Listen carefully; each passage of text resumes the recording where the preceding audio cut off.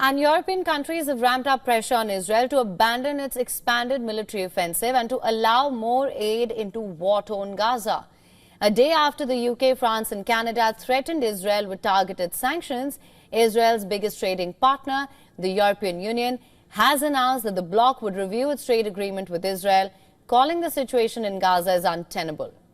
EU Foreign Affairs Chief Keir said that the move was backed by a majority of the foreign ministers of the 27 member states. A spokesperson for the Israeli Foreign Ministry rejected the EU's decision and accused it of misunderstanding the complex reality that Israel is facing.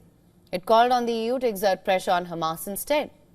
Britain too ramped up pressure on Israel as Foreign Secretary David Lammy announced the suspension of negotiations for a free trade agreement with Israel.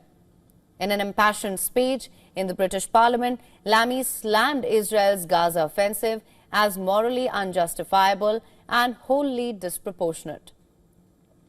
David Lammy also condemned statements from the Israeli cabinet ministers about cleansing Gaza and called the remarks extremist, dangerous and monstrous. Netanyahu's government is planning to drive Gazans from their homes into a corner of the strip to the south and permit them a fraction of the aid that they need. Yesterday, Minister Smodrik even spoke of Israeli forces cleansing Gaza, destroying what's left of residents, Palestinians, being relocated, he said, to third countries. We must call this what it is. It is extremism. It is dangerous. It is repellent. It is monstrous, and I condemn it in the strongest possible terms. The UK Foreign Secretary also announced sanctions against 3 individuals and 4 organizations involved in expanding settlements in the occupied West Bank. Today, we are therefore imposing sanctions on a further 3 individuals and 4 entities involved in the settler movement.